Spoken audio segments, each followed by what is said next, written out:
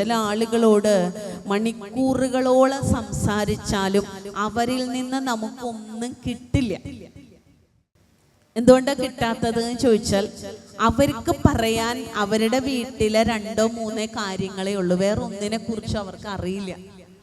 പക്ഷെ നിങ്ങളുടെ സംഭാഷണങ്ങളിലേക്ക്, നിങ്ങളുടെ ആശയവിനിമയത്തിലേക്ക് നിങ്ങൾ ഗുരുവിനെ കൊണ്ടുവന്ന് നോക്കൂ. നാരായണ ഗുരുദേവൻ അങ്ങനെ പറഞ്ഞിട്ടുണ്ട് അല്ലേ, നാരായണ ഗുരുദേവൻ ഇങ്ങനെ പറഞ്ഞിട്ടുണ്ട് അല്ലേ. അതിനെയാണ് സത്സംഗം എന്ന് പറയുന്നത്. നമ്മൾ പലപ്പോഴും ഗുരുവിനെ അറിയാൻ തുടങ്ങുമ്പോൾ നമുക്ക് പുതിയ സുഹൃത്തുക്കളെ കിട്ടും. അവര് ഈ പരസ്പരം ഏഷണി പറയുന്നവരോ അസൂയുള്ളവരോ അല്ലെങ്കിൽ ദേഷ്യപ്പെടുന്നവരോ വഴക്കൂടുന്നവരോ ആയിരിക്കില്ല. അവരും നമ്മളും ഒന്നിച്ചിരിക്കുന്നത് ഗുരു എന്ന കേന്ദ്ര കഥാപാത്രത്തിലായിരിക്കും. അവരോട് സംസാരിക്കുമ്പോൾ ഒരു സുഖം ഉണ്ടാവും. കാരണം എന്താ അറിയോ, അവര് നല്ലത് മാത്രമാണ് പറയാറുള്ളൂ.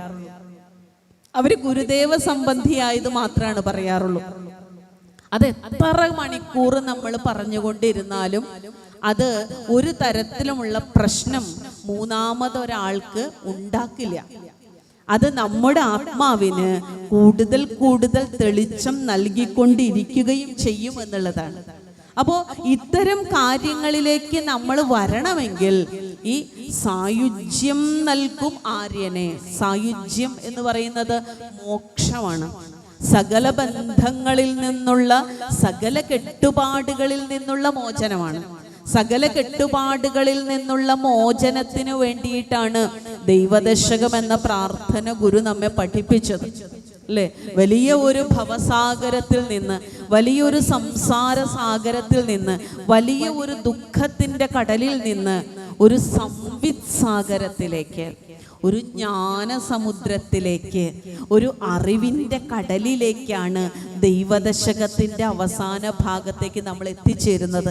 അപ്പൊ ദൈവദശകത്തിൻ്റെ ആദ്യം പ്രാർത്ഥിച്ച നമ്മളല്ല, ദൈവദശകത്തിൻ്റെ അവസാനം എത്തി നിൽക്കുന്ന നമ്മൾ.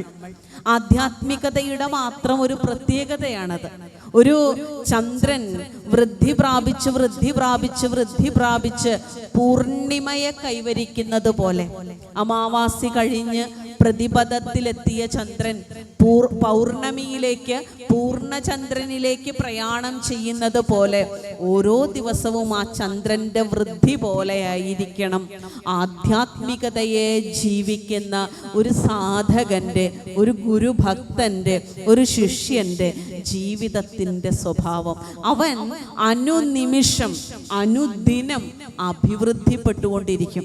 പല പാഠങ്ങളും പല തിരിച്ചറിവുകളും ഗുരുവിനെ പഠിക്കുന്ന ഒരു പഠിതാവിനും ഉണ്ടാകും. അവനറിയാം എന്താണ് ചെയ്യേണ്ടത് എന്ന്. അവന്റെ സുഖം തേടുന്നതോടൊപ്പം തന്നെ മറ്റുള്ളവരുടെ സുഖത്തെ ഭഞ്ജിക്കാൻ കൂട്ടുനിൽക്കില്ല. എനിക്ക് സുഖം വേണമെന്ന് അവൻ ആഗ്രഹമുണ്ട്, ആ സുഖത്തിന് വേണ്ടി അവൻ പ്രാർത്ഥിക്കുന്നുണ്ട്.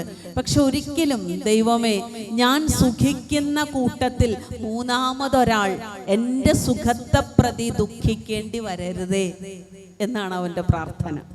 അതുകൊണ്ടാണ് ഗുരുദേവൻ അവനിവൻ എന്നറിയുന്നതൊക്കെ ഓർത്താൽ അവനിയിൽ ആദിമമായൊരാത്മരൂപം അവനവൻ ആത്മസുഖത്തിനാചരിക്കുന്നവ അപരന്നു സുഖത്തിനായി വരേണം.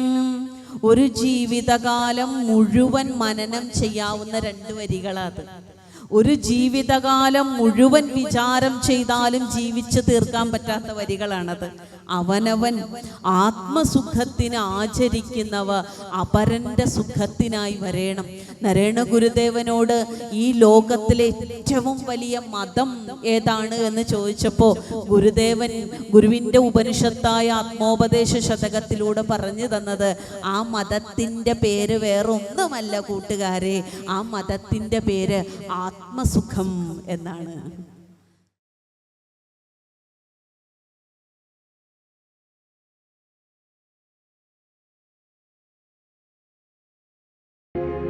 ഹിന്ദുരക്ഷാ